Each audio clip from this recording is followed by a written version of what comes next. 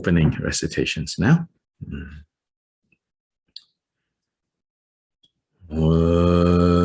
Dala Dawa Jebe Dra Nober Jebe Gek Tarpa Dang Tam Je Gembe Bardu Chopra Jeba Tam Je Su Jebe Ma Nangada Nyambe Senjen Tam Je Dewa Dang Den Dungao Dang Nerdu Lana Mebha Yang Dabra Sobe Chanchu Rinpo Je Tombra Dala Dawa Jebe Da Nobar Jebe Ge Tarba Dan Tam Je Kembe Bardu Chopra Jeba Tam Je Su Jebe Ma Nangadang Nyambe Senjen Tam Je Dewa Dan Den Dungao Dan Nerdu Lana Meba Yang Dabra Zobe Chanju Rinpo Je Dobra Dala Dawa Jebe Da Nobar Jebe Ge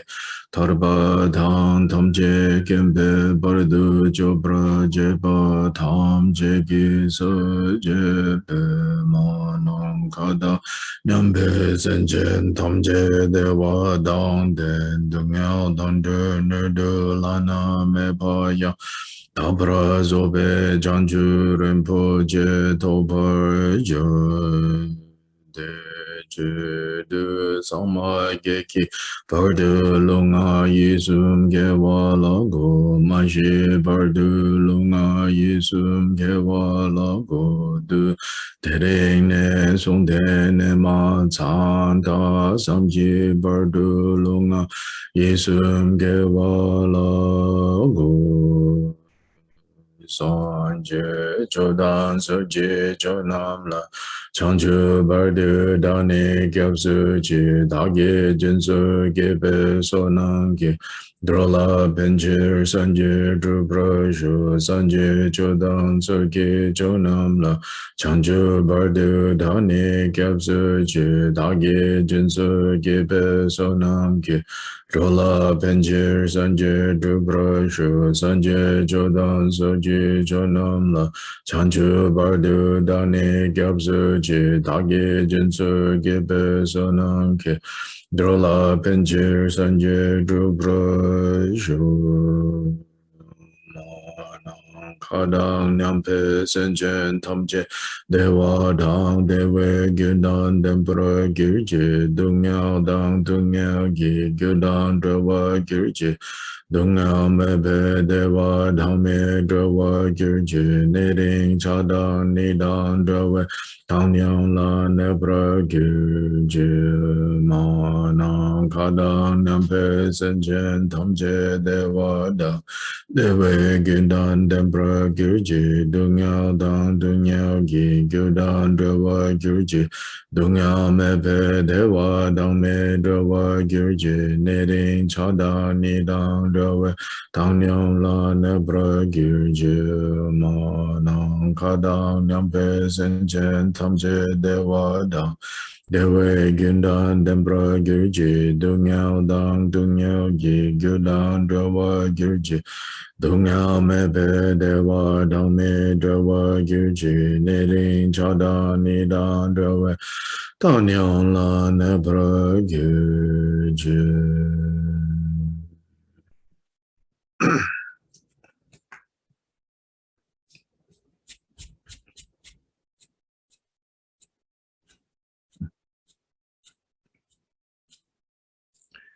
Now the 7-branch worship to be done in the different languages, in the different audio channels. In all the worlds of the 10 directions reside the Tathagatas of the 3 times. Before each of you, lions among humans, I prostrate joyfully with body, speech, and mind. By the power of this aspiration to know Bodhis, all conquerors appear vividly in my mind, with as many bodies as there are atoms in all lands. I prostrate to all you conquerors. In each atom are Buddhas numberless as atoms, all in the midst of the heirs of the Buddhas. Thus I conceive of this Dharma Dhatu as completely filled with you conquerors in this way, with infinite oceans of praise and oceans of diverse melodies. I sing the excellent qualities of all you conquerors and praise all of you gone to bliss. With the best flowers and best garlands, best music, ointments, and excellent parasols, finest lamps and superior incense I offer to you conquerors. With excellent garments and best fragrances and sandalwood powder, heap high as Mount Meru, all wondrous offerings perfectly arranged, I offer to you conquerors these vast and unequal offerings to each and every one of you conquerors. With the power of conviction in noble deeds, I prostrate and offer to all you conquerors all the harmful deeds that I have done with my body, speech, and mind. Under the power of desire, hatred, and ignorance, I confess each and every one of them. I rejoice in all the meritorious deeds of all the conquerors in the 10 directions and the heirs of the Buddhas. Solitary realizers, hearers still in training and beyond, and all wandering beings. You who are lamps of the worlds of the 10 directions, who have unobstructedly attained Buddhahood through the stages of Bodhi. All you who are my protectors, please turn the unexhaled wheel of Dharma. With palms together, I earnestly beseech you who may intend to manifest final nirvana. Please remain for as many eons as there are atoms in the world, for the happiness and well-being of all wandering beings. Whatever slight virtue that may have been gathered through prostrating, offering, confessing, rejoicing, requesting, and beseeching, I now dedicate to complete Bodhi.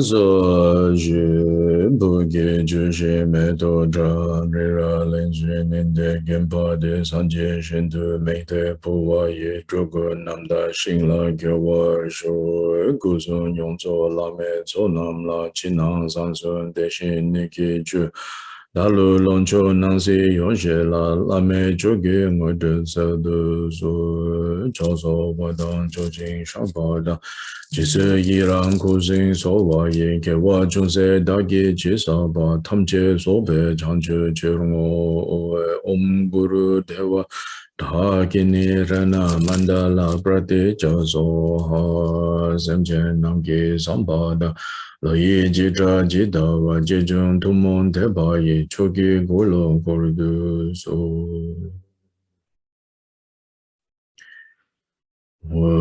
Doji Janjan Dele Naroda, Mamida Boba Doji Dengon Garden Sundan Zawela Mesha Sajula Mayidam Chokala Sova Depso Doji Jinjilo Kia Deki Dome Samling Rapeto Sunyon La Katsumeka Wadu Jeja Paji Dengon Boshala Dodo Tado Sangyo Gole Me Jinjilo Shidu Jijin Ningan Basha Nikan Sindra de Dobra Jinjilo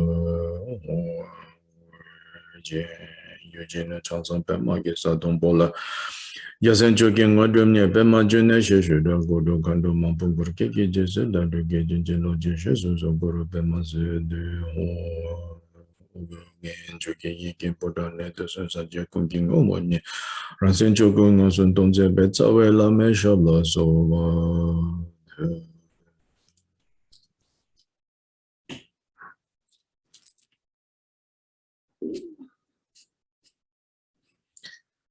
So this morning, maybe let me take the opportunity to give a very brief explanation of this mandala offering.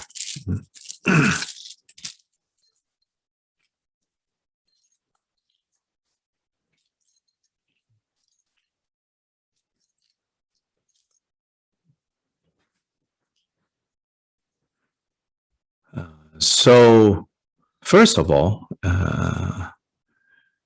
in the tradition established by the Buddha said to his first disciples, he said, you should wander forth for the good of the many, for the benefit of the many. Go. So this was on the occasion where there were, it's said to be 1,250 monks at that point that have joined him. Then there's a certain point where he felt that they were mature enough. Then he said to them, he said, now you all should go. Go in all directions to benefit others, to teach others. But in teaching others, he says, you do not, however, teach people unless they request, unless they ask. This is not out of pride, but this is really the Buddha's way of saying, you don't go disturb people by asking, hey, you want to hear something? No matter how good what you have to say.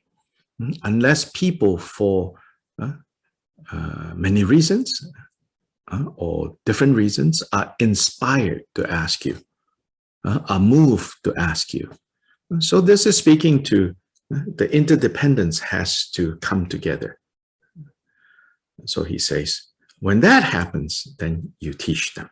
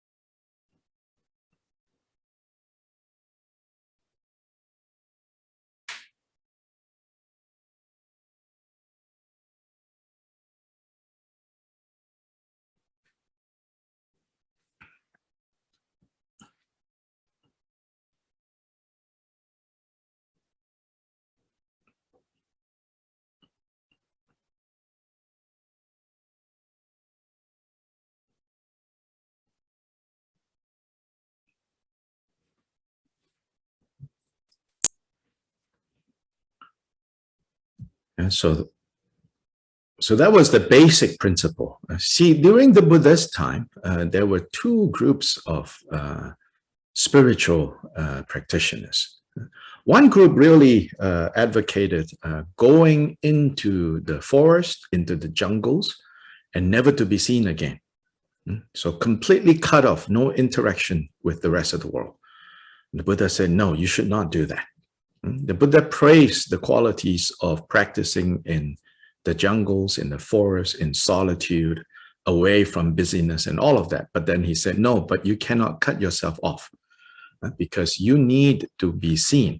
So in part, his rule of how monks and nuns should come and receive food from the laity, that they should come and receive food from laity. That is to ensure that the monastic community and the rest of the world have some kind of interaction. But at the same time, he also said, but you don't. So the other extreme is to try to convert people. He said, you also don't do that. In fact, he says, when you're receiving food, and if people ask you, hey, what do you believe? Hey, can you tell me more about your dharma, your practice?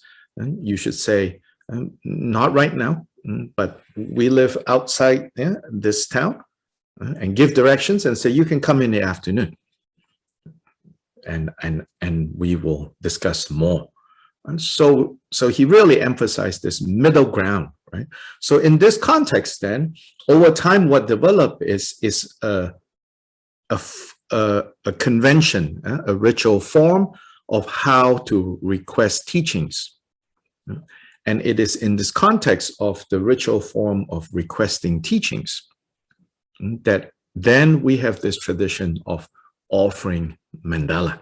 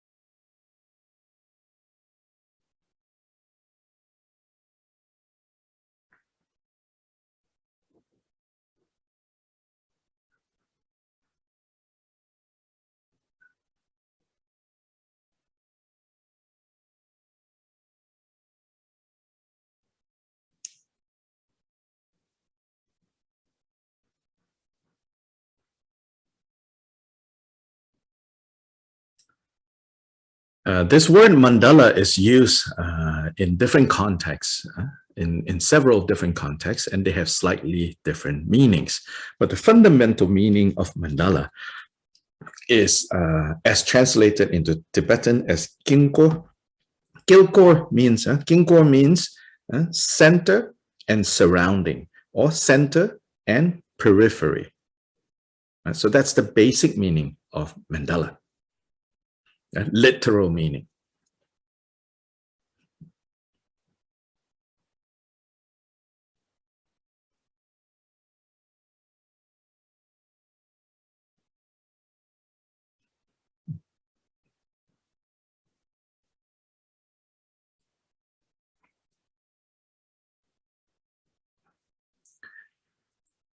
In the ancient scriptures of India called the Vedas, which the Hindus consider sacred, the Vedas. The arrangement of the verses, they are sometimes called mandala. So there, of course, in the form of books, it means like the core or the center of the book, of the particular book, and the other materials. So you have this notion, right? As texts arranged into mandalas, meaning there's a center to the text, and then there's the supporting material. So mandala in that sense.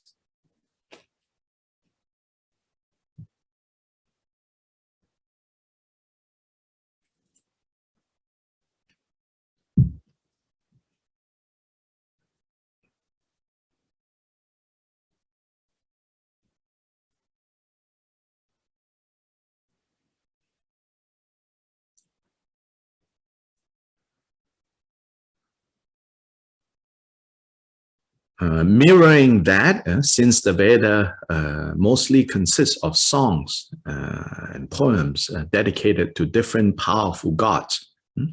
So then the notion also of how the gods in their heavenly realms are organized into mandalas, meaning there is a central god, then this central god is surrounded by other gods that turn up in the retinue of this god.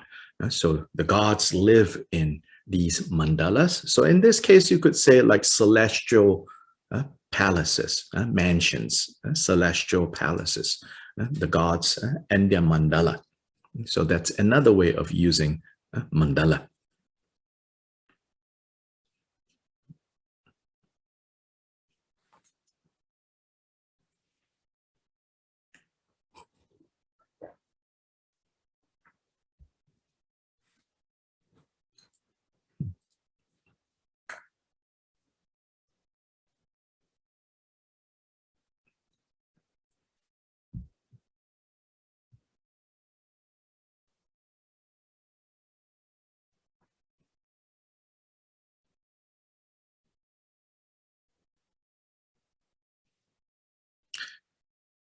Then also ancient kings of India began to articulate themselves and their ministers and those in their retinue as a mandala. So obviously then they and their queen or queens at the center of the mandala, then emanating on four, the four great ministers that support, or the two great ministers, the prime minister of the left and the prime minister of the right, and then the different ministers. And so that became mandala. And also kings started to build when civilization developed in such a way that, amazing buildings can be built. The architecture, the engineering has reached a certain point. So ancient Indian capitals were also built on the mandala principle.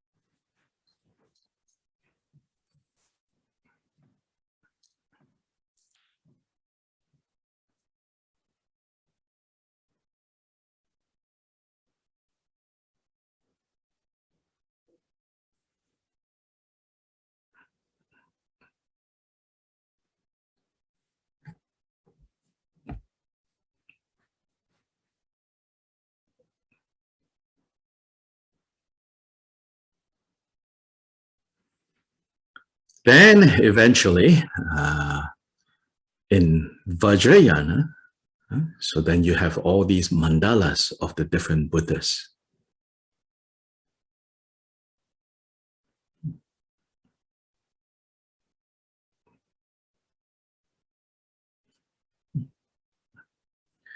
In all cases of mandala, then there is the notion of the center. Then coming out from the center is what surrounds the center. So in the Vajrayana concept of mandala, the mandala of Buddhas, there it is used to communicate the idea that that which comes out from the center are actually aspects of the center. So that the center and the periphery and the surrounding consists of a complete whole. So it's working with, you could say, dualities by also pointing to the underlying non-dual nature.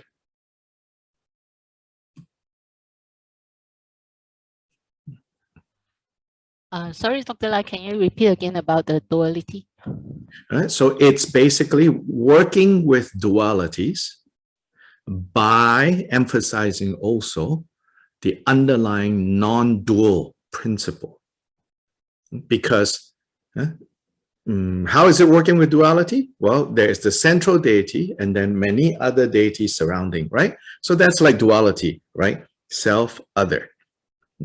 But then this self and other, in this Vajrayana mandala, emphasis on mandala, you are to recognize that that which is emanating out is emanating from the center. So center and periphery becomes one, or at least not two.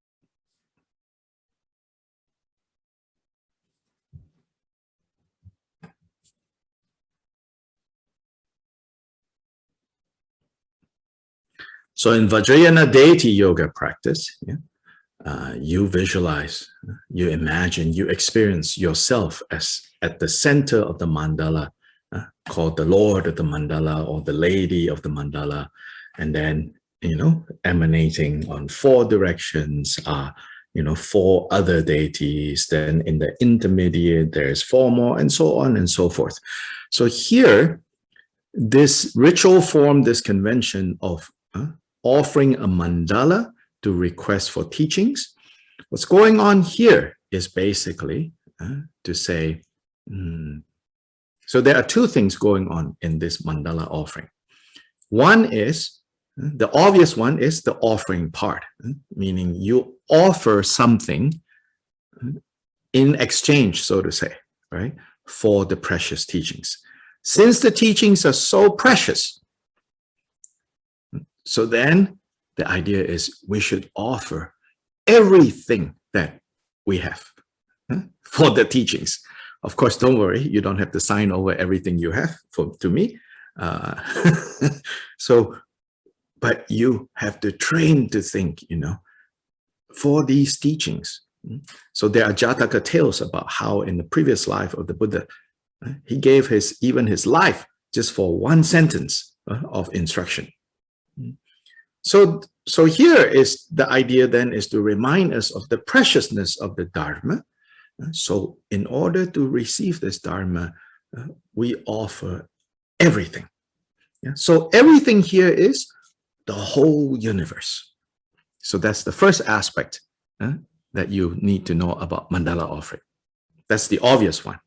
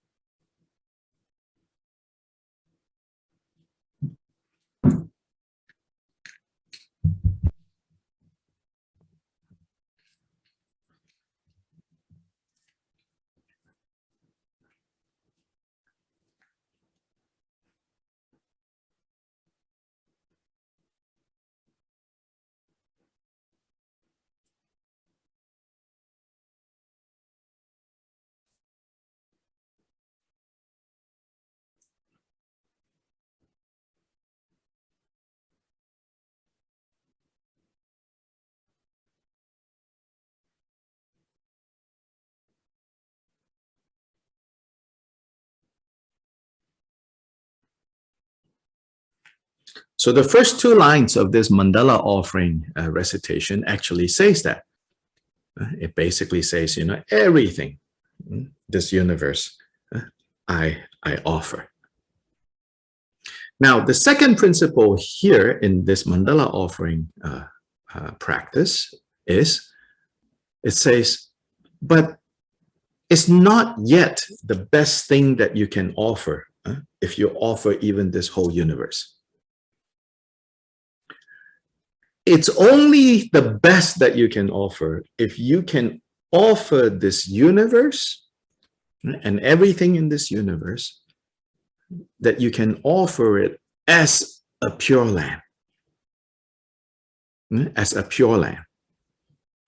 Which now means it's saying, only with wisdom eye that recognizes the reality of what all this is, only with that understanding can we truly offer that which is most precious.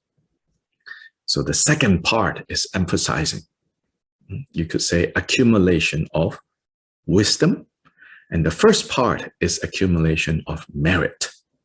The first part that says, I'm willing to offer the entire universe and everything that is in it.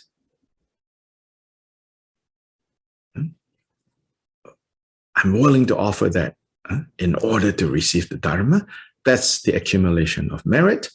The second one that says, and I visualize this, I experience this as a Buddha land, and I offer it.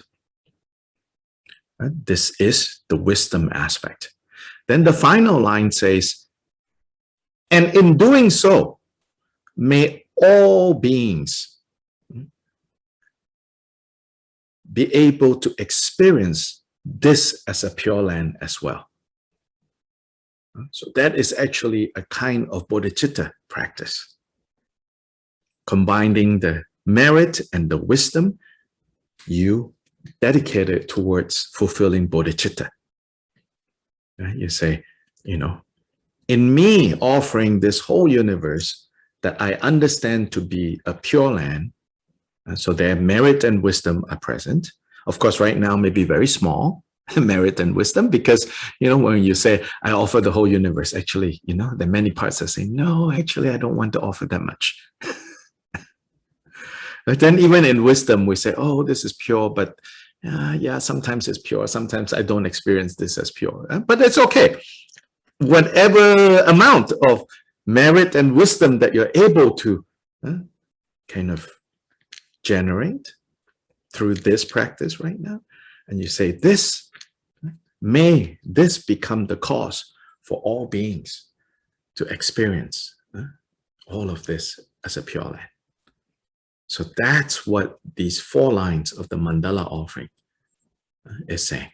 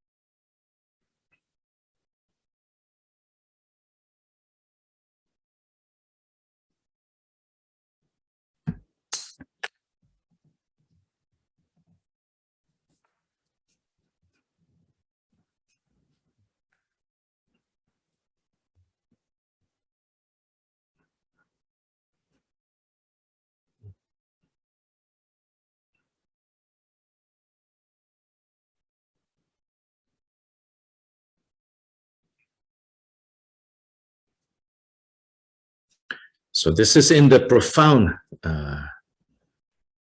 an example of the profound methods used in Vajrayana. So even in a small, seemingly kind of ritual of requesting for teachings, it's kind of loaded with significance and meaning. Vajrayana is profound not because, it's like magic. Like you just say certain things, do certain ritual, then things magically happen. Vajrayana is profound if you know what is going on, that you're able to actualize what is being said.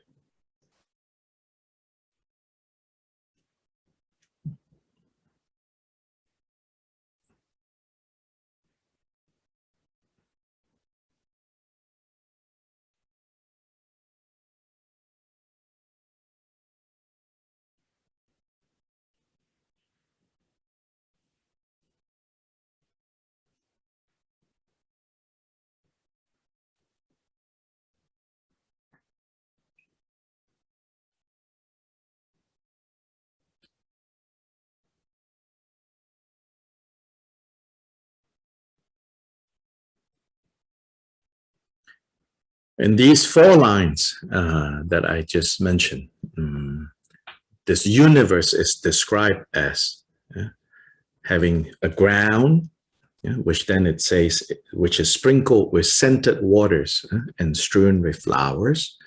And then it says adorn, so poetically it says adorn with the supreme mountain, which is Mount Meru, the cosmic mountain in the center, and with 4 continents on the 4 sides, and the sun and the moon.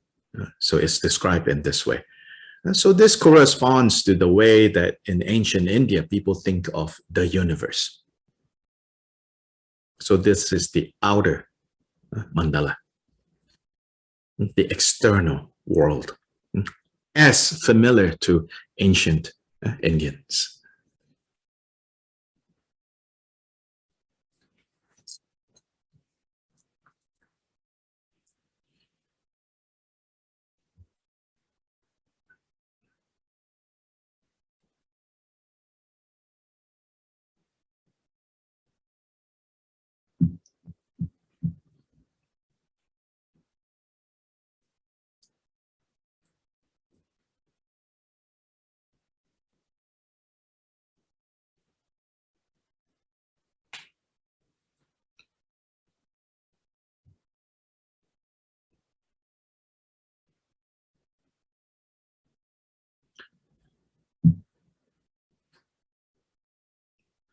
But there are also inner and secret aspects of this mandala. But that we'll save for another time. So just know that it's not just thinking about the external world as a mandala, but the inner world, meaning this body, is also mandala. And then secret, meaning on the most deepest level of our being, that is also mandala. And so how do we offer the inner mandala, the secret mandala? That is also taught in this simple mandala offering.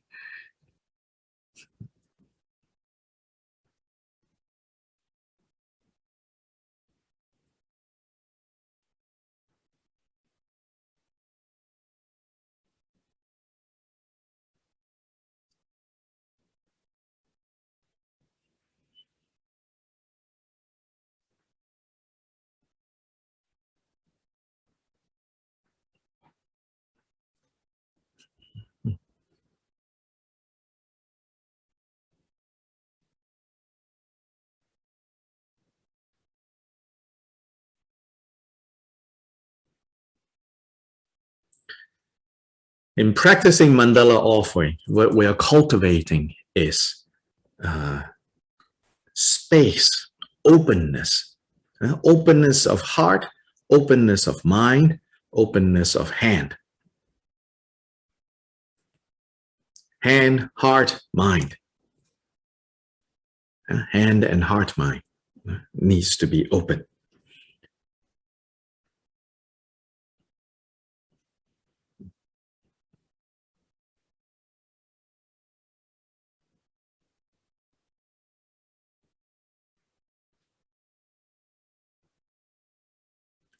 But it's not empty open. It's not a blank openness. It's a rich openness.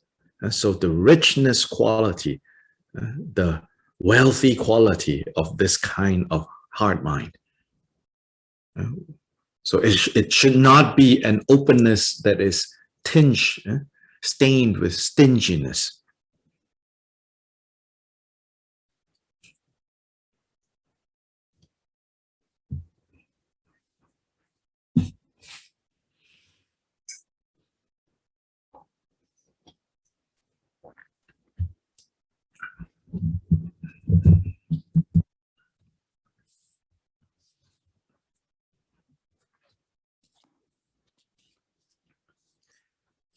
So today we start chapter 6 of Bodhicharyavatara. This is the chapter that has the title called Patience, or in Sanskrit is Kshanti. Patience or Kshanti.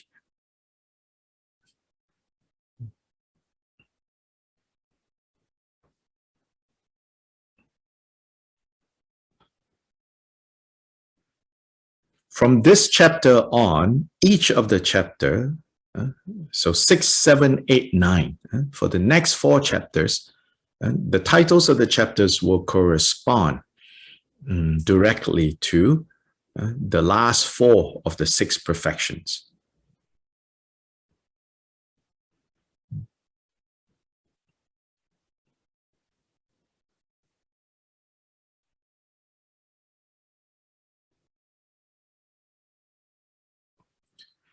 Chapter 5, chapter 4, you can say, is teaching the perfection of discipline or ethical conduct, but teaching it in terms of the mental qualities that you should cultivate in order to support the practice of observing the vows, and then in particular here, the Bodhisattva vows.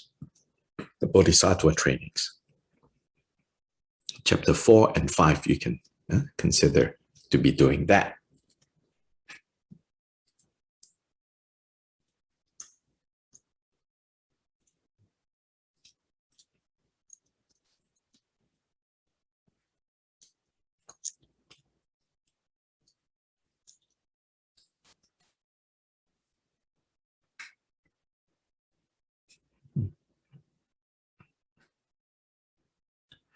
Chapter 2 and 3, which is the chapters on confession and the taking of the Bodhisattva vow, chapter 2 and 3.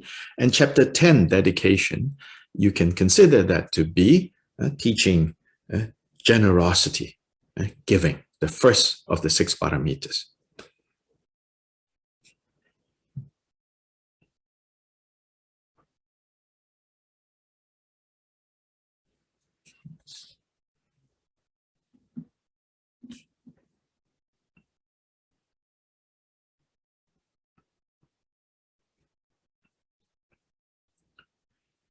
Yeah, so now this chapter 6 is then the 3rd paramita, the paramita of patience, or in Sanskrit, Kshanti, in Pali, Khanti.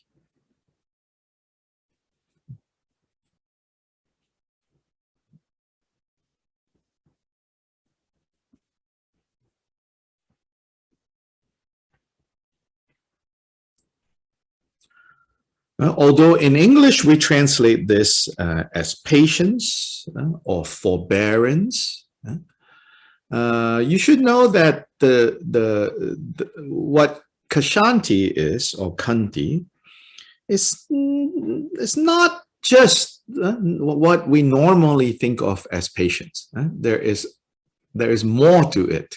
Just be aware.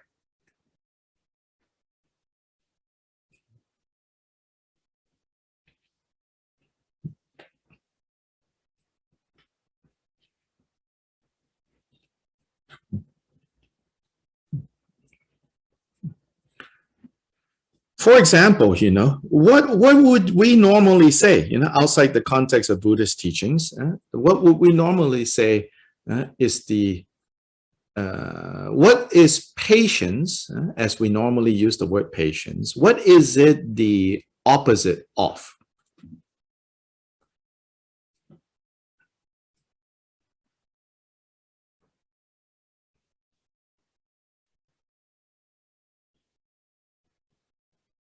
Huh? Melissa, I'm going to volunteer you to chit chat with me.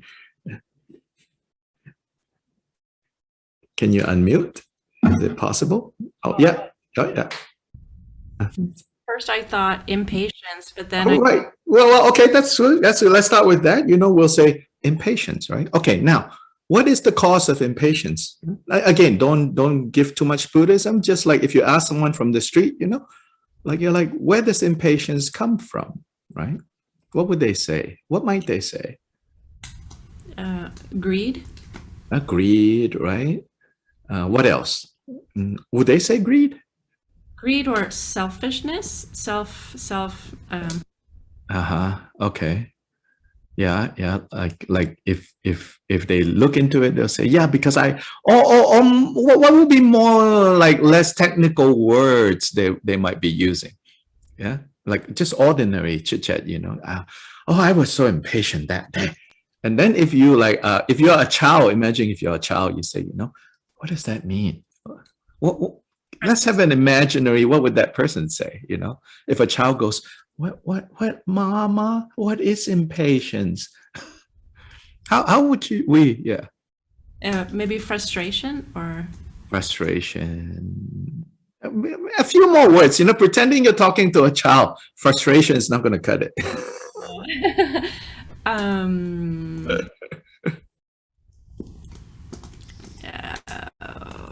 I don't know, anger. Two Buddhists, giving the party line. Imagine a child going, like, what is impatience? I can't think. I don't know. Anybody else? Now let's be childlike. Don't give me your Buddhist stuff yet. Maybe I don't want it. I don't want it? What do you mean? Yeah. Not getting what you want? Yeah, not getting what we want, yes. Not accepting the way things are. Oh man, this is getting Buddhist again. That's it. The others. Dislike. Desire. What else? Dislike,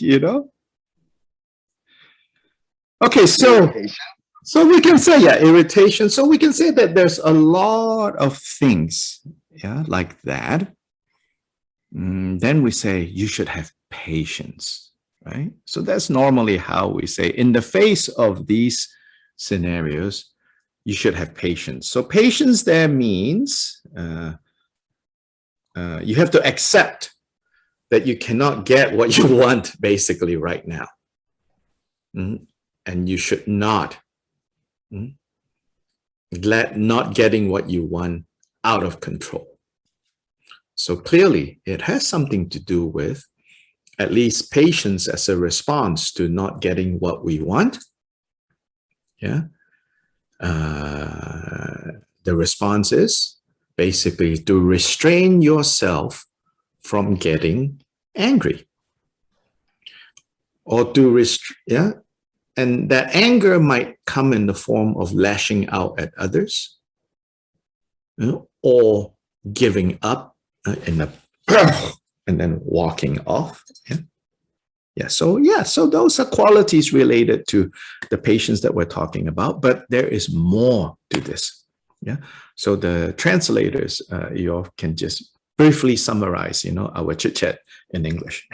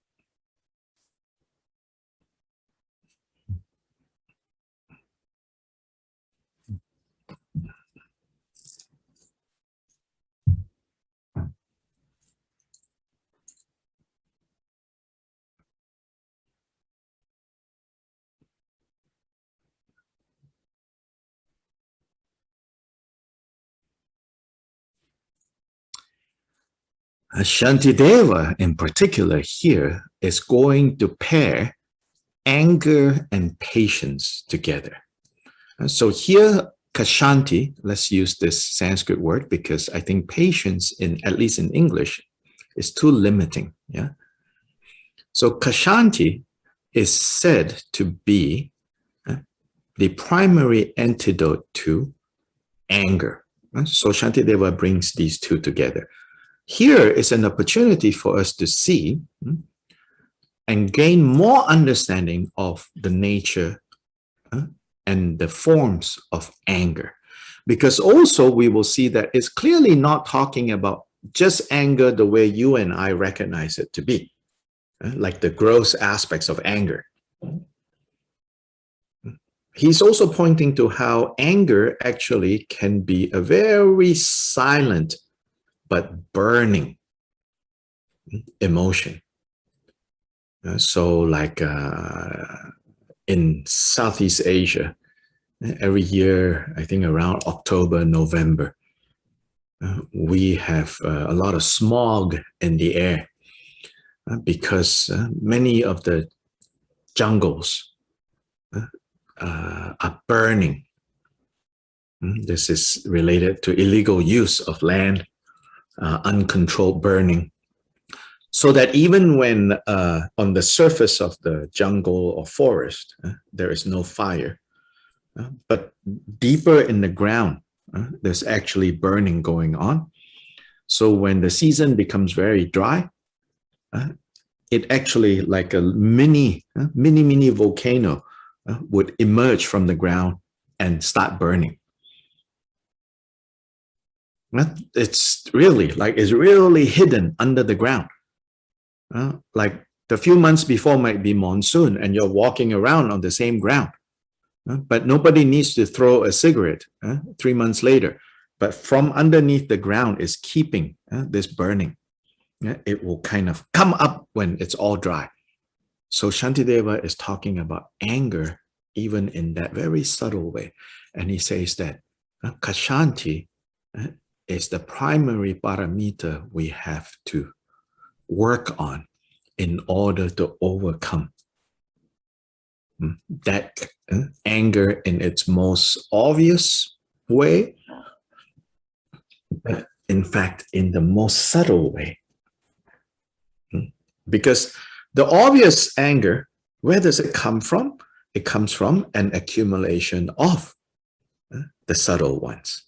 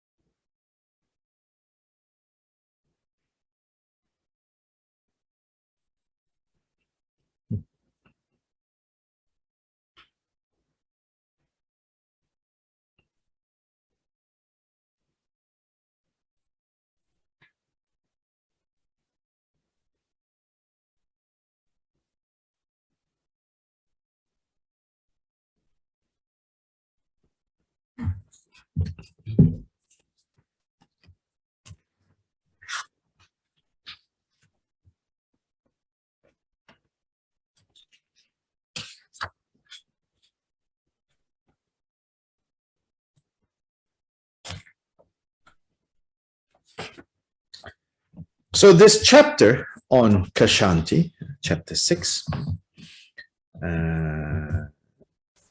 in terms of, if you recall, I introduced to you how Pedro Rinpoche, who is the teacher of Khenpo Kunpel, which is the commentary that I'm relying on to some degree, Pedro Rinpoche says that this famous bodhicitta dedication that we always do at the end, Chanchu Semjo Rinpoche, which is the excellent and precious bodhicitta, where it has arisen, may it not arise.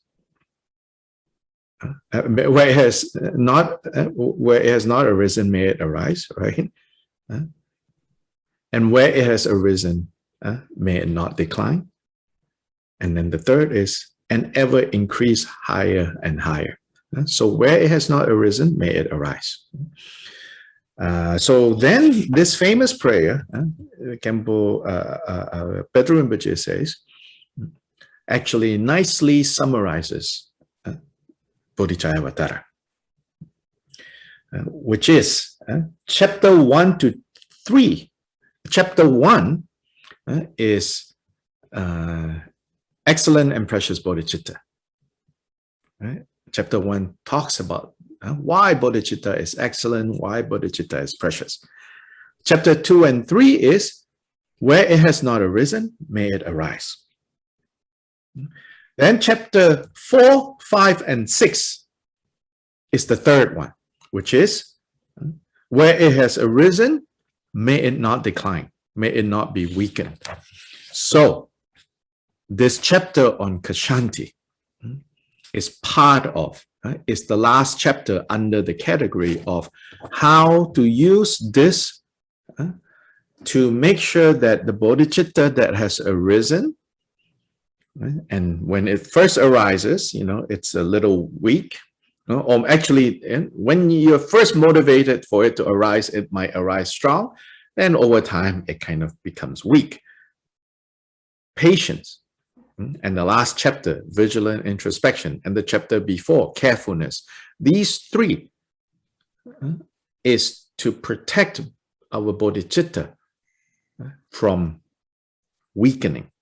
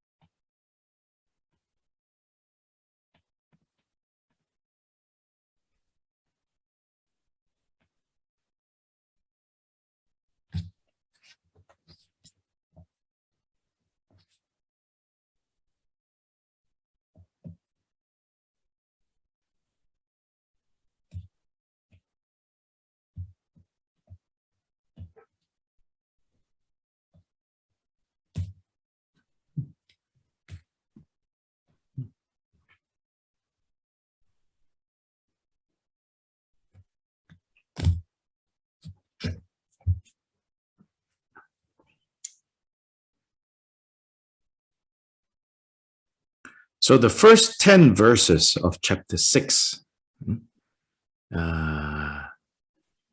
Shantideva identifies anger, and speaks of the necessity to remove anger, to work on eliminating anger.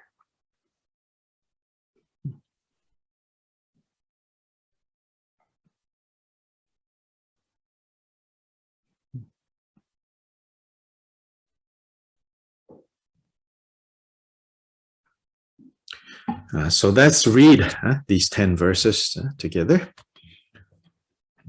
All the good works gathered in 1,000 ages, such as deeds of generosity and offerings to the blissful ones, a single flash of anger shatters them. No evil is there similar to anger, no austerity to be compared with patience.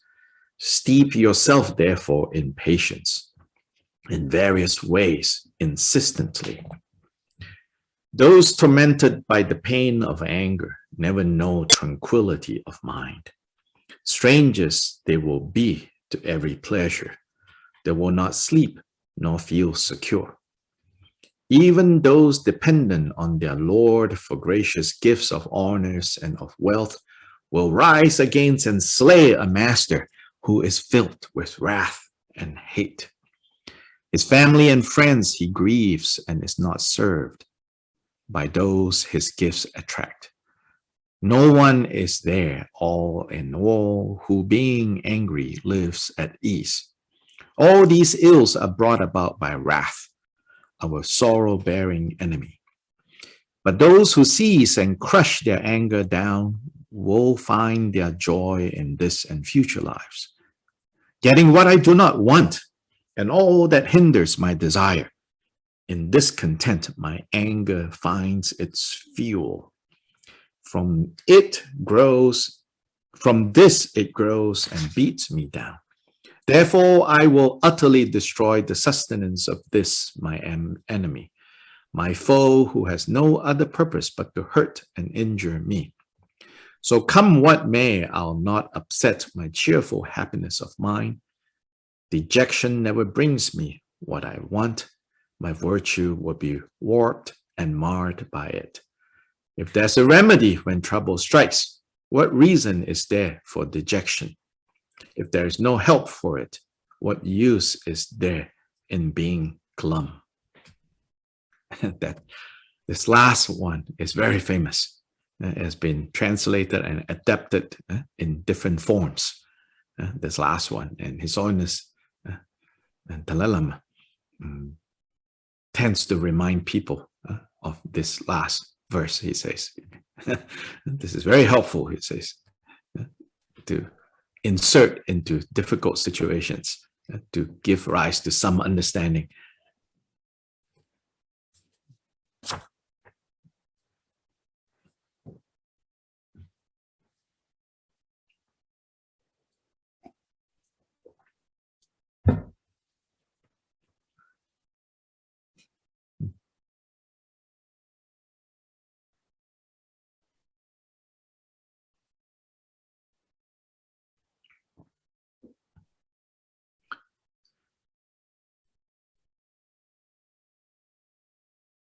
So already in these opening verses, these 10 verses, we see, many of the things that we talked about, like, what is anger? What is impatience? Where does anger come from?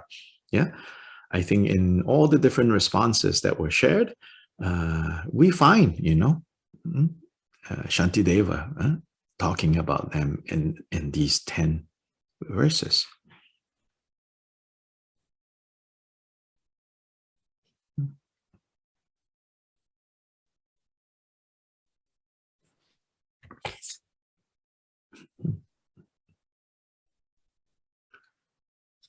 So, for example, being glum or dejected, those are also related to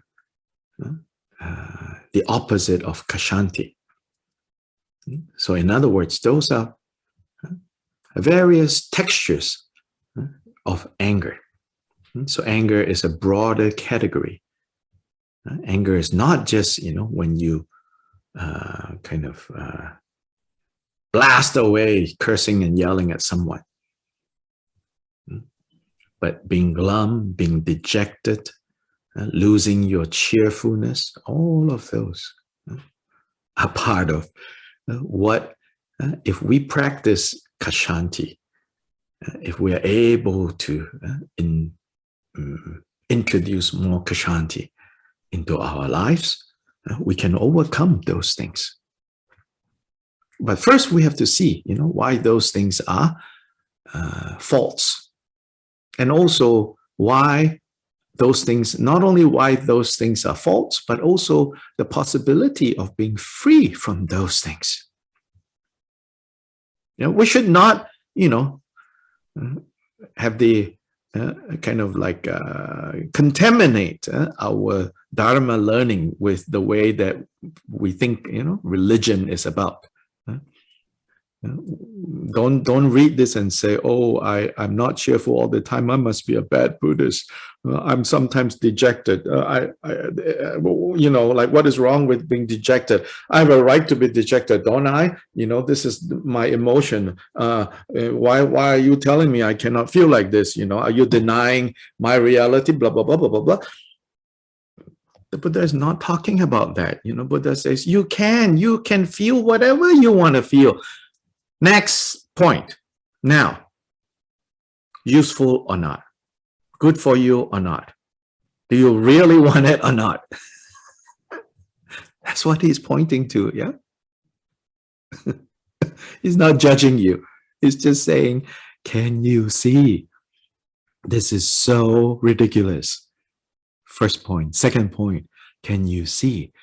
It's not that hard if you want to let them go, because they're not natural to you. You can let them go a lot easier than you think. So this is the gospel according to Lord Buddha. The good news of Lord Jesus Christ, the gospel. This is the gospel of the Buddha, the good news of Lord Buddha.